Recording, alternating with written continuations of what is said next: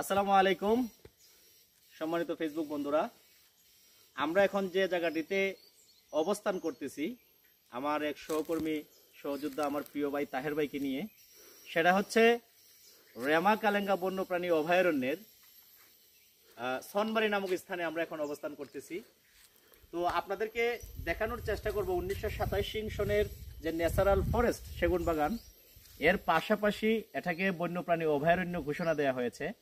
তো এর যে সৌন্দর্যটা মানুষ উপভোগ করতে আসেন, সেই সৌন্দর্যের একটা নিদর্শন হিসাবে আপনাদেরকে দেখানোর চেষ্টা করছি। এদিকে একটু ক্যামেরাটা দিয়ে দেখাবা। এটা হচ্ছে চনবাড়ি বিট, যেখানে ন্যাচারাল ফরেস্টকে পাহারা দিয়ে দেন যারা সরকারি কর্মকর্তাবৃন্দ, তাদের জন্য কিন্তু এই যে ফরেস্ট বিট এটা। তো এই ফরেস্ট বিটের পাশাপাশি দেখবেন যে সুন্দর একটি বড় গাছ যেটার ছায়া বহন করে। তারপর পরে একটা সৌন্দর্য জায়গা আপনাদেরকে দেখানোর জন্য একটু সামনে এগিয়ে নিয়ে যাচ্ছি, আসেন একটু।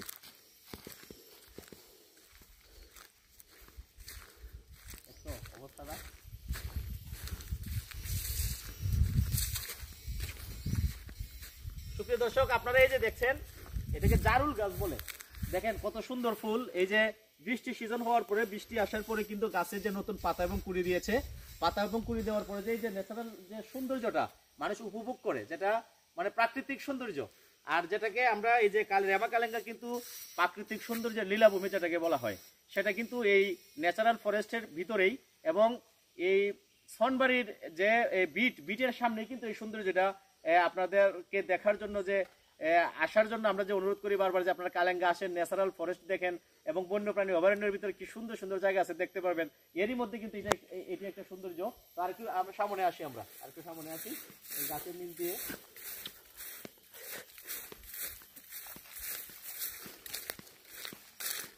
এই যে নতুন ঘাস, আপনারা দেখছেন যে নতুন ঘাস ফুটছে এই যে এই বৃষ্টির পরে।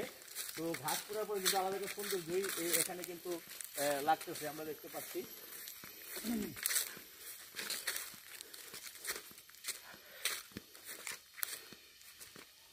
তো এই যে আপনারা একটা বিল্ডিং দেখতে পাচ্ছেন, এটি হচ্ছে ইকো কটেজ যেটাকে বলা হয়। তো সনবাড়ির ইকো কটেজটা কিন্তু সংস্কার করা হয় নাই। কালেঙ্গাতে যেটা আছে ওইটা কিন্তু সংস্কার করা হয়েছে, ওইটাতে মানুষ এসে থাকে, কিন্তু এটা সংস্কার হয় না, বন্ধ আছে। কিন্তু এখানে মানুষের থাকার জন্য এবং পর্যটকরা থাকার জন্য কিন্তু এই সৌন্দর্যটা সুন্দরভাবেই কিন্তু ইকো কটেজটা করা হয়েছে।